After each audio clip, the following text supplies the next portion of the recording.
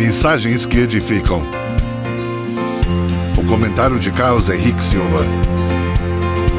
O capítulo 9 de Marcos começa com o Senhor Jesus em um monte Hermon. Ali o Senhor Jesus revelou aos seus discípulos, Pedro, Tiago e João, um lampejo da sua glória futura.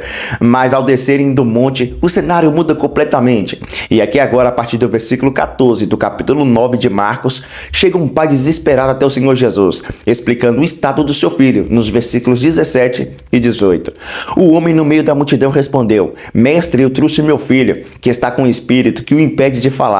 Onde quer que apanhe, joga-o no chão. Ele espuma pela boca, range os dentes, fica rígido. Pedi aos seus discípulos que expulsassem o espírito, mas eles não conseguiram. Marcos capítulo 9, versículos 17 e 18. Entenderam agora o contraste que há? No início do capítulo, em cima do monte, vemos o Senhor Jesus mostrando um pouquinho da sua glória futura. E agora, quase na metade do capítulo, quando o Senhor Jesus Cristo desce do monte, vemos as coisas aqui embaixo como realmente elas são.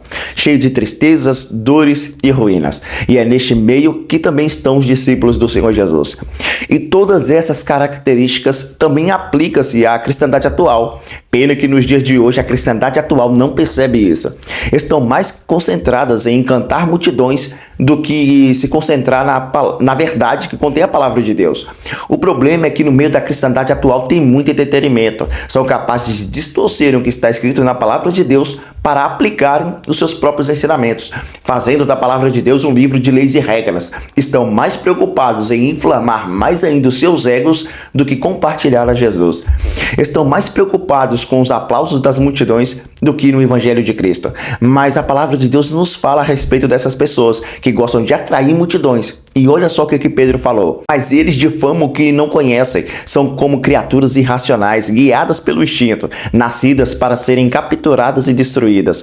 Serão corrompidas pela sua própria corrupção. Eles receberão retribuição pela injustiça que causaram. Consideram prazer em entregar-se à devassidão em plena luz do dia. São nódoas e mancha, regalando-se a seus prazeres quando participam das festas de vocês. 2 Pedro capítulo 2, versículos 12 e 13. Judas também escreveu: essas pessoas vivem se queixando, descontentes com a sua sorte, e seguem seus próprios desejos impuros. São cheias de si e adulam os outros por interesses. Todavia, amados, lembre-se do que foi predito pelos apóstolos do Senhor Jesus Cristo.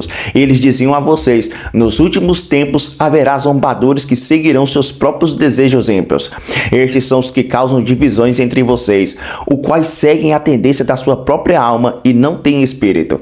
Edifique-se, porém, amados, na santíssima fé que vocês têm, orando no Espírito Santo. Judas capítulo 1, versículos 16 ao 20. Esse é o verdadeiro estado da cristandade atual. Podemos ver isso também em Apocalipse, no capítulo 2 e 3. As 7 cartas, as 7 igrejas, que representam ali os 7 estágios ou as 7 fases do testemunho da igreja na terra, onde nos mostra o declínio da cristandade. Se você pensa ao contrário, você está iludido. No versículo 18 do capítulo 9, o homem disse que levou o seu filho aos discípulos do Senhor Jesus para expulsarem o demônio, mas eles não puderam. Mas veremos esse assunto no próximo vídeo. Mensagens que edificam. O comentário de Carlos Henrique Silva.